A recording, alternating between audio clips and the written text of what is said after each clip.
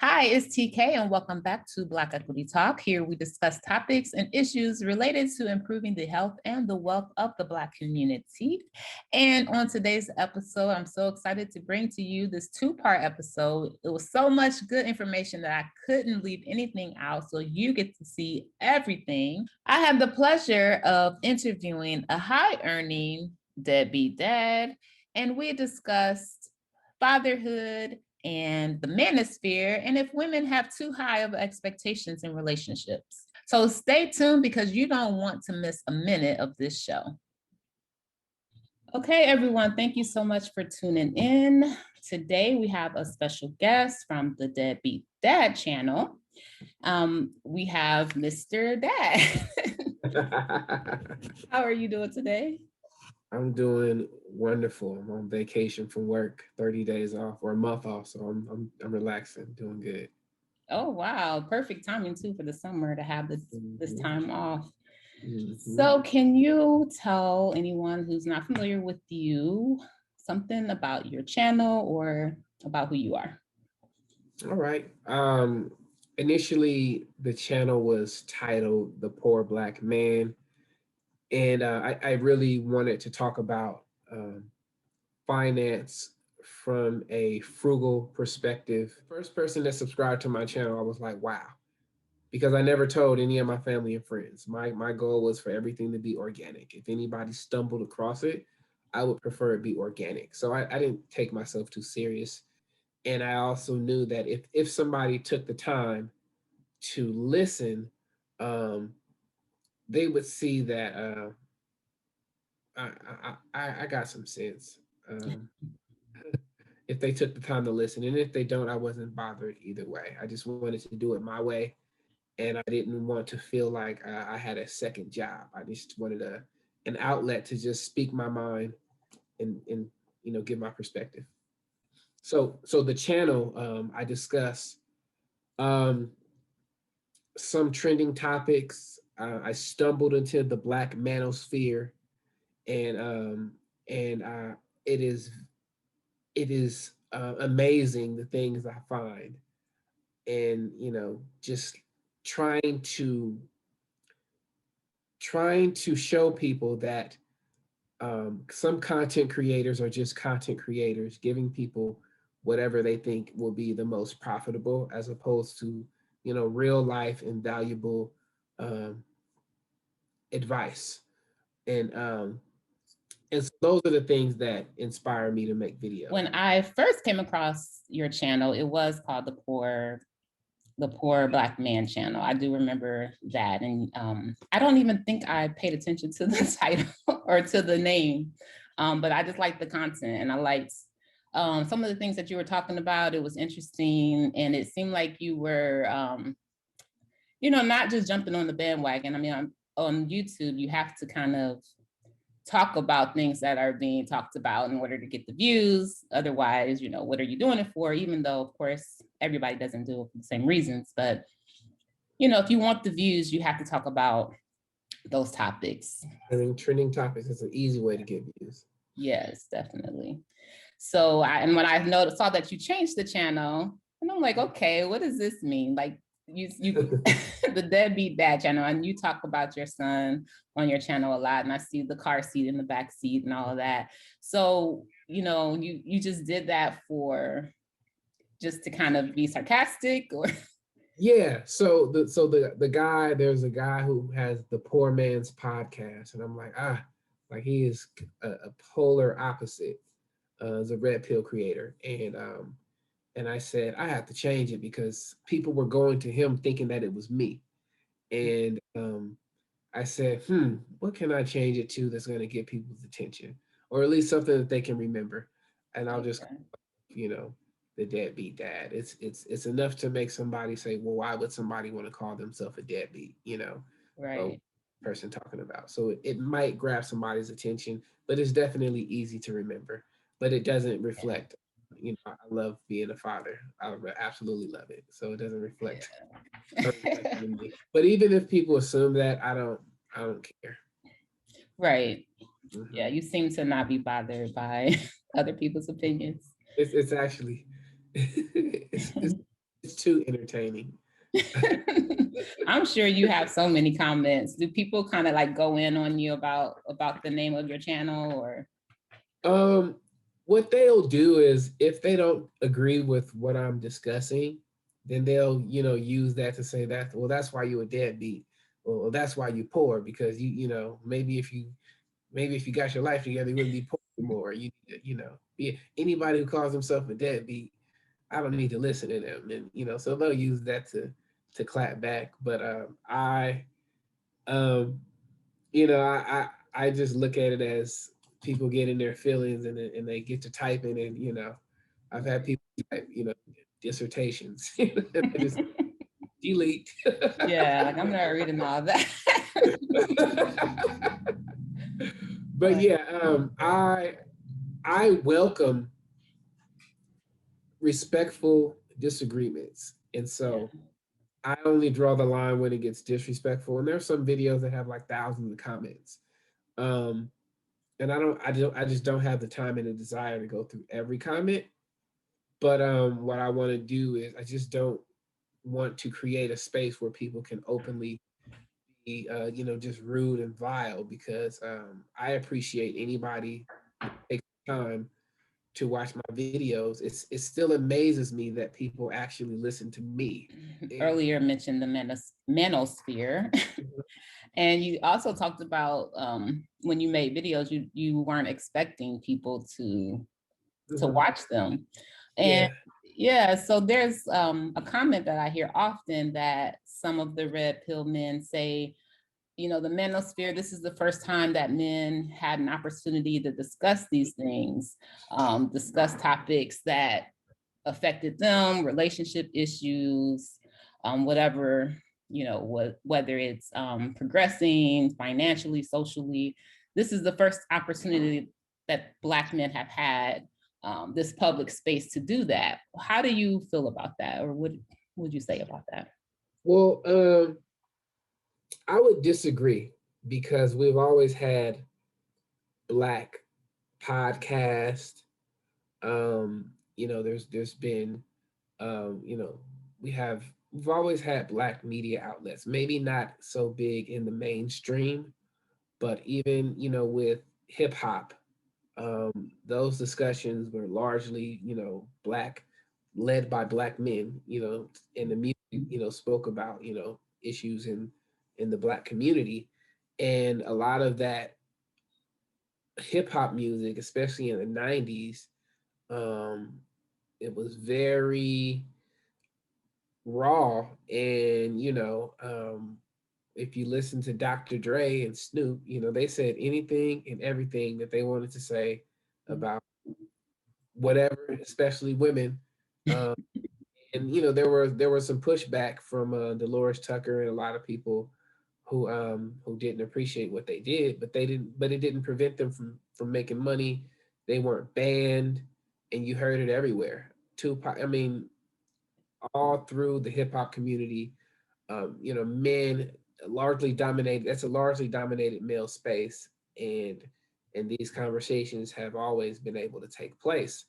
Um, Even people who had barbershop themed podcasts or talk shows, like we've always been able to talk about what guys wanted to talk about. And for me, I don't like when the conversation shifts to blaming women, especially black women. So there's a white manosphere where they're just anti-feminist. They talk about feminism. They talk about, um, there's a they feel like there is a like masculinity is under attack, and then there is the black manosphere, which was a spinoff because a lot of the men in the white manosphere were um, far right and racist. So black men would go to these forums and they would call them monkeys and stuff like that. So there was a spinoff where black men could talk about, black issues, if you will. And I don't know the initial origins But in looking at some of the big names in the Black manosphere, there is an ongoing theme of shaming Black women. If you have a child out of wedlock, if you have a child and you're divorced, if you are a full-figured woman, even now, if you're an educated woman, they're shaming them and saying that men don't want educated women. And here I am sitting here, having, gone to college where there was a 7-3 ratio, women to men, and just I've always enjoyed the company of a woman. I've never felt like women were the enemy. So I I was hoping that other men in that space would speak up. So as I continued to hear video clips, and there was one where the guy said, "Women, they need to be oppressed, and they shouldn't have the right to vote." And I'm listening and I'm waiting for somebody to say something, and nobody said anything. So it prompted me to speak out because there's a lot of young people who are being raised on YouTube content. A friend of mine who's in education, he spoke to some middle schoolers and asked them what they wanted to be, and he said that they all said YouTubers. And so um, we have young people consuming this content, listening to these men, expecting they think women are out to get them. They think women only go on dates for food. They think women are trying to trap them. They think that every man pays child support or the system is out to get them. And so I I automatically, I mean, I knew what was going on. I know that there was probably something that happened to these men, which led them to, to promote those views. And there's also a financial incentive when you have an audience who continues to watch these videos. People are going to give their audience what they want. And so now I said, you know what, this manosphere is it doesn't feel very manly to me because I do believe that steel sharpens steel. And I think that, when we think about personal development, I think it had to start with looking in the mirror, not pointing the finger at somebody else. How am I, what am I doing to improve my situation? Even if there was a relationship that resulted in a child and it didn't go well, you have to look in the mirror and ask yourself, well, how could I have prevented this? What was my part? You can't put it all on the women. I came to the conclusion that this space was more misogyny than empowerment. And it really um, bothered me because these channels were continuing to grow and there was nobody that I came across that was calling them out other than women. And so I said, you know what, let me address this, especially now if we get into finance, um, I'm hearing these men talk about the money that I'm making, and they're telling people that this is how men behave who make this type of money. And I'm like, no, it's not. I live in California, Silicon Valley. There's money flowing all through this area. I'm in the Bay Area, and most extremely wealthy people they're married with children. But in the manosphere, they call that simping, you know. Yeah. So, and I felt like, you know what, somebody needs to say something. So that was my introduction to the manosphere, my response. And when I do research, I try to do research before I do a video. The more I look into it, I see that this is it could definitely lead to a negative shift in the way that our young men and young women are socialized. So Wow. Yeah, absolutely. You said so many things there that really stuck out to me. And one being the correlation of the manosphere starting out with, this, I guess the white men and the black men all started off together, but then the black men kind of branched out and made their own thing. And that's exactly what happened with feminism. And I think a lot of times people don't see like the parallels of feminism and the manosphere. And it's very interesting how I always say when you overcorrect something, you kind of, like crash, I guess, if you're in a car and you're trying to overcorrect it. And I don't know, I used to live in Ohio, so it was icy. And we had to learn, like, you can't like turn, too much if you're starting to slip on ice. And I kind of feel that's where we're heading. Like we're trying to correct something, but people are just going way out of bounds. It's like, okay, everybody wants, not everybody, but the people who want a good relationship, they don't want to be taken advantage of, but they're not thinking about the other person. They're only thinking about themselves. So it kind of turns into this he said, she said, gender wars type of thing, which is unfortunate. Yes. Yeah. A lot of Black men, according to statistics, aren't married, and they've never been married. Just the same with Black women as well. But we see that with statistics and studies, they show Black men do better. They're healthier, they live longer, they make more money when they're married. So I know every time I bring that up, someone says, but what about divorce? And I know that is a concern for a lot of people, but I don't think the focus should be on the divorce, because when you're growing together, you're making something together, you wouldn't have had it. I mean, I know when they say divorce, they're thinking about she's going to take half of my stuff and she wasn't shooting with me in the court or whatever they say. So, but most of the time, a middle class family is going to build everything together, or the woman is going to be working, she's educated. So she's contributing just as much to the whole household. So I don't really understand where I guess maybe they're holding out in case one day they become these multimillionaires and they don't want to give half away. Or, what is this, I guess, aversion to marriage? What is that all about? Well, I think there's an evolutionary component that men and women, and I talked about being socialized, the young people are being socialized different, but I'm 37, and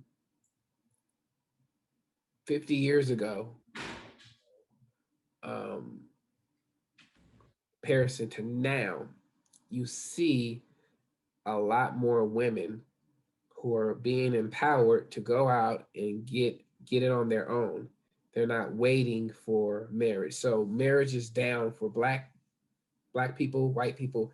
It's down for everyone. And if you talk to a 21-year-old man or woman and you ask them about marriage, chance they're not even thinking about it. They are, looking to enjoy themselves and then, settle down later, perhaps. Or maybe they have a high school sweetheart, somebody that they've been with the love of their life. But for the most part, we've evolved to see that marriage is not the end all. Now, and so there's looks like some women that are like, I don't want to have a child. I want to live my life. I want to travel. I want to date. I don't want to be held down. I make my own money. It reminds me, when I was a child and I had to ask my mom for some change to go to the store. It feels so good, being an adult, making my own money, being able to do what I want to do, the freedom that comes with being, gainfully employed and having your own. Um, I don't think I don't think marriage is that carrot that it used to be, but I will say that building wealth as a unit is it is, tried and true. Marriage is an institution. It can definitely be a wealth building institution if you're intentional. Um, and then there is the intimacy and the love component and the family component. but over 90% of millionaires are married, and those are just the facts. I think that when I was young, I thought I was going to be a millionaire coming out of college. You know, it's going to be a platinum rapper or something. Um, Definitely, that didn't happen. But uh, I wasn't. Um, as I've gotten older, people behave as if they're going to make this money at some point. And it's almost like somebody who doesn't have money saying that they don't want the rich to be taxed because when they get their money, they don't want to pay taxes on it. And I'm just like, you are not in that tax bracket. So why are you so dead set on not wanting them to pay more? I mean, I hear that argument a lot. Um, but I think getting down on one knee and proposing, um, a man has to absolutely, be sure that this is the woman that I want to marry. And if he's excited about marriage, I'm unmarried. I've never been married. Um, the idea of marriage is definitely um, marriage is a beautiful thing. I know and I feel like if I was married, um, that I could double or triple my income with a life partner if we're in alignment and we're moving in the same direction.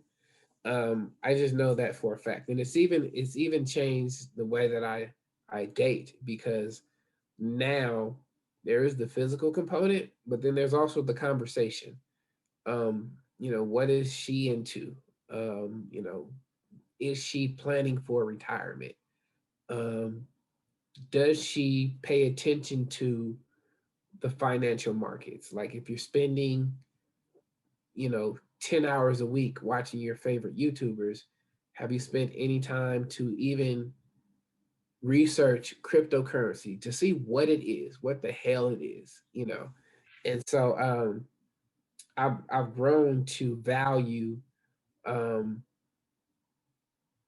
her mind more than, the way she looks, because um, personality and character, they're very important to me. And for some people, um or some men, maybe they want a trophy wife. Maybe they just want somebody to have on their arm. But when I think of marriage, I think of it as a beautiful thing. And as a co-parent, I understand that um this was not designed for us to do it alone. uh, you know my son's mother is a couple cities away. We have an excellent relationship, absolutely excellent. I couldn't ask for a better co-parent.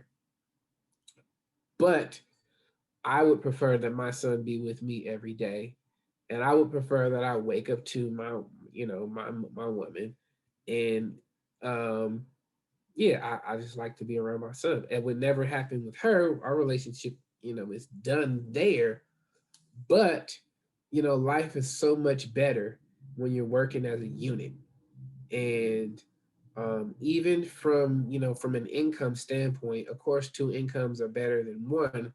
But me being a frugal person, I'm always going to buy something that I can easily afford, barely afford.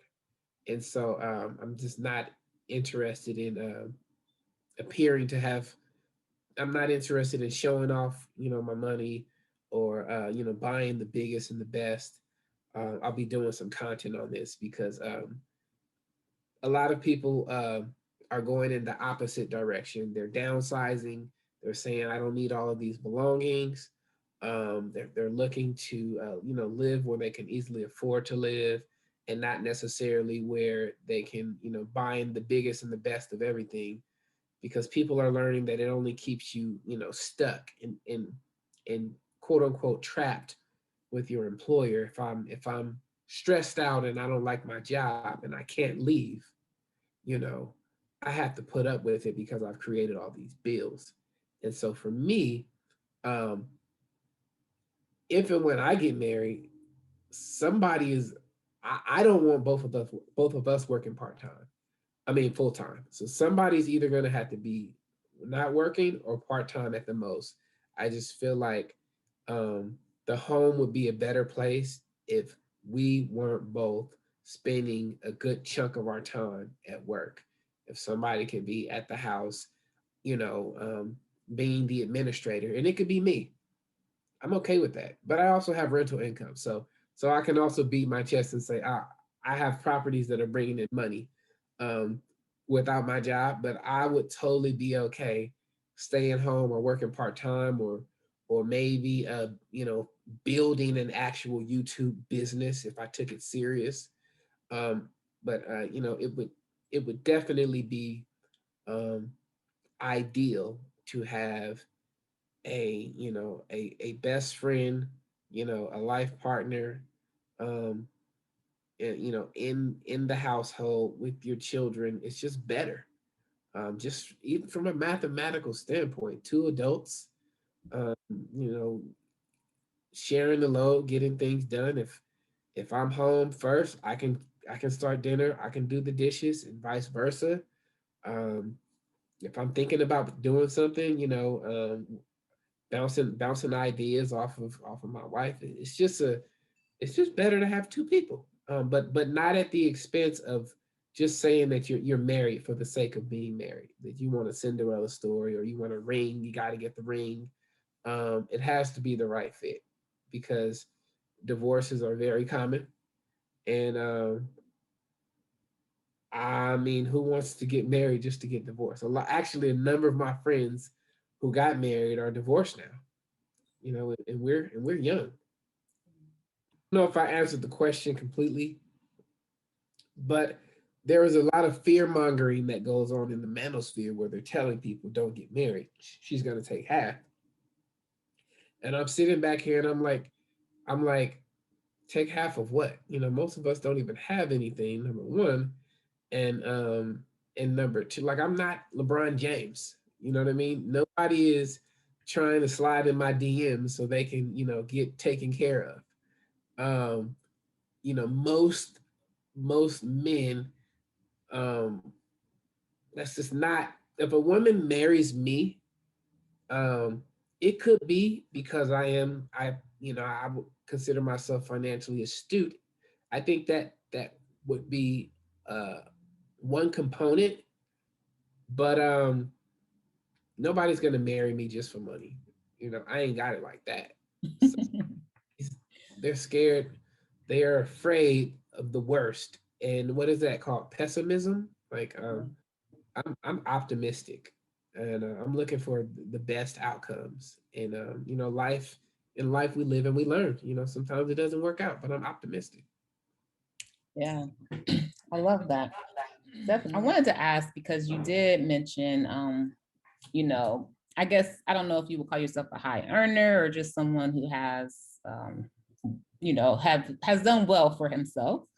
Um, for the people who haven't gotten there yet, and a lot of them are seeing the materialism on TV and, with their favorite celebrity, and they're waiting for that opportunity to be able to buy that watch or that belt or that car or whatever it is.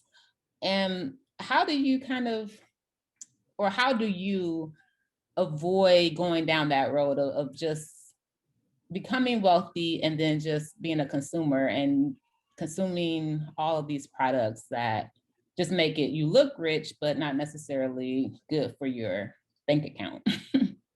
Well, for me, I read a book called The Millionaire Next Door, after college, about 2009, and it blew my mind about what a millionaire looks like.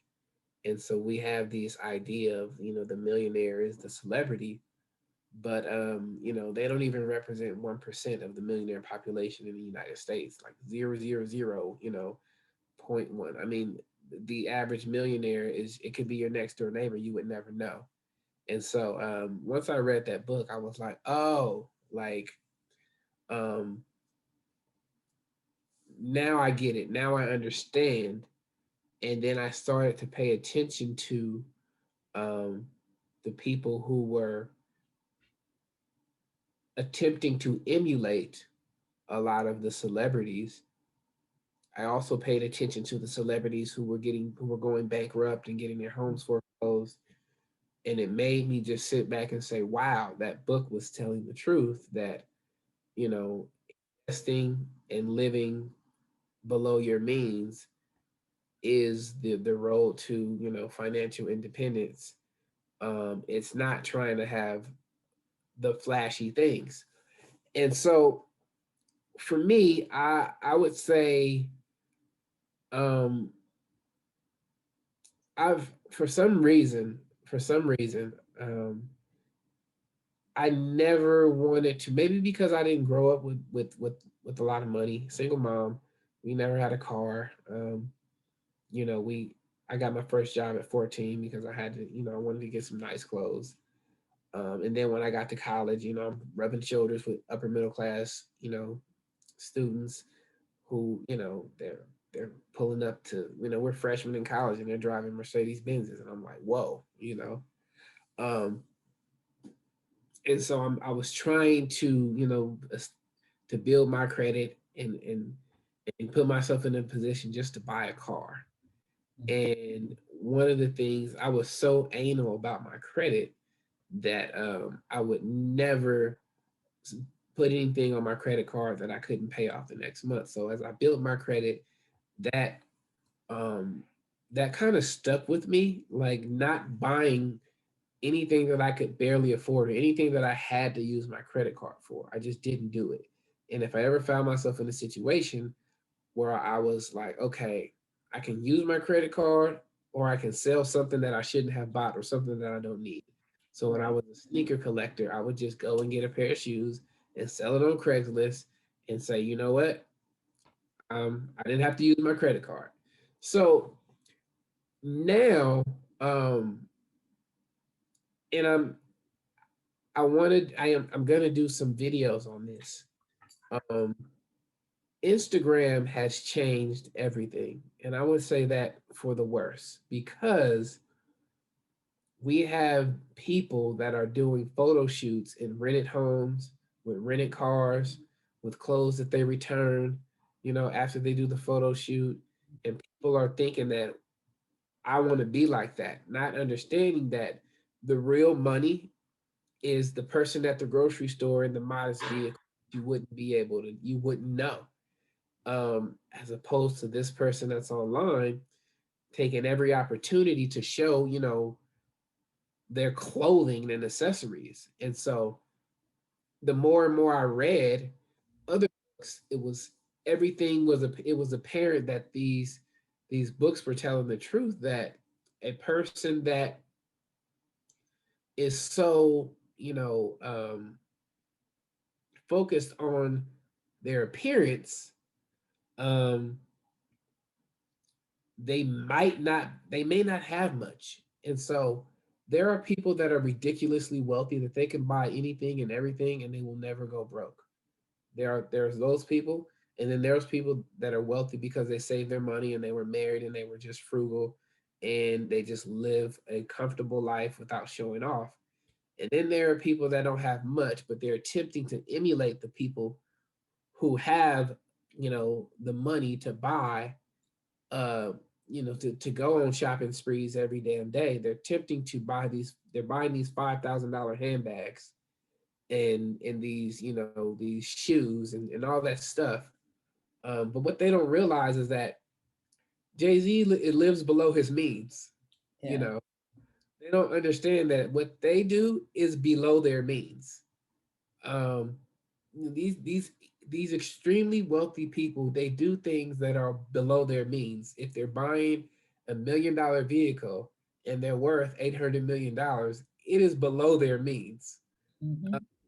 and they don't realize that attempting to emulate them is what's going to keep them from building that wealth. So um, I like to tell people, you're not going to find happiness in all these things because there's always going to be somebody with more. If you are in the Bay Area, have you ever been to Beverly Hills, Rodeo Drive, No, Angeles? I have not. No.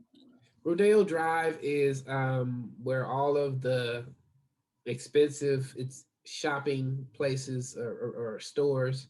Some of them are appointment only. It's where the it's nothing but luxury, expensive brands. And then on Rodeo Drive, you see nothing but exotic vehicles. And so, the first time I went to Beverly Hills Rodeo Drive, it made me feel like, wow, I have never seen anything like this in my city. So these people that I grew up with, that I, idolized, driving around in their Mustangs, that I'm like, ooh, I wanted to be like him. Once I got to Beverly Hills, I was like, whoa, a whole nother world of money. Um, that um, the person who is using their assets to look better than us in Oakland would not even attempt to park their car on this street in Beverly Hills. And so um, there's always somebody who is looking to one up somebody else. And if you use all your money just to separate yourself or to appear to look wealthy, um, you're going down the wrong path. And, and when does it stop? At what point do you say, you know what? Um, I'm just gonna wear what's comfortable, and I'm gonna save my money, and I'm not gonna care about the latest and the greatest, because again, the people the people who have it, it's still below their means. The glittering rich people, they are still living frugal, not necessarily frugal on my terms, but a billionaire spending, you know, 10 million a year. Right. That's it's nothing to them. Yeah. So I tell people to, how about you go rent a car, then rent a car that you like, and you get the experience of what it is to drive that fancy car or whatever. And then, um, go to a steakhouse and get you some filet mignon. And, let me know how you feel when you go home, because we all have to go home. We all have to look in the mirror. I don't care how much money you have. If you're not happy with what you have, buying more stuff is not going to make you more happy, and it may even hurt you in the long run, because for the majority of us, we have to finance our vehicles. So your two biggest expenses generally your housing and your transportation. So you find yourself, buying the biggest and the baddest car, and trying to, get buy, and buying or renting the nicest house, going back to putting you in a position where you can't even leave your job, and then you'll be miserable. So um, there are a lot of people who live affluent lives, but they're still check to check. It just looks different. We Mm. COVID-19, when Yeah. they shut down arenas where performing artists could not tour. Chris Rock went on the Breakfast Club and talked about people calling him asking him for loans, and I'm like, wow, it's only April. Like, Mhm. we've only been in this pandemic for a couple months, and these rich people are they broke already? Like, Yeah. we have been bamboozled. And Yes. uh, sorry for rambling, but my outlook on finances, I'm gonna live below my means. There are some I do splurge on food. I do believe I worked hard. I've spent a lot of years in college. I worked my butt off. I want to eat steak every day. I'm going to eat steak every day. Right. You had a lot of years of peanut butter and ramen noodles. Now it's Yeah, steak and shrimp. steak, shrimp, crab. We can do that. Yeah. Um, but I do. But I also I bought a house that was well below my means, and I'm not going to upgrade and get anything bigger, because it put me in the position where I am right now, where in my house I have one, two, three accessory units that I added onto my house. So there's my main house.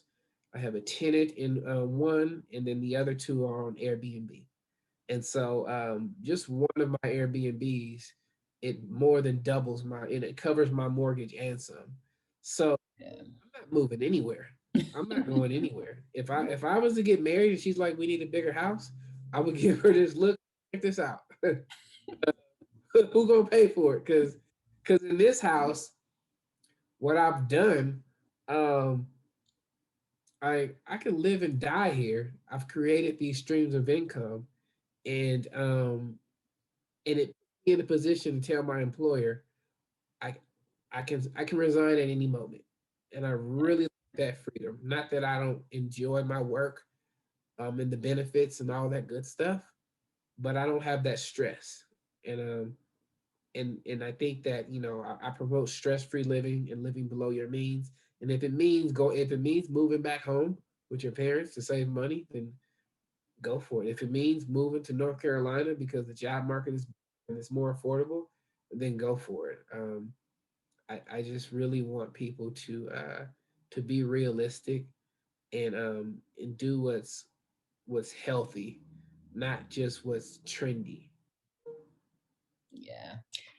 And to your point, I agree with everything you said, actually. And over the weekend, my family and I went to play miniature golf.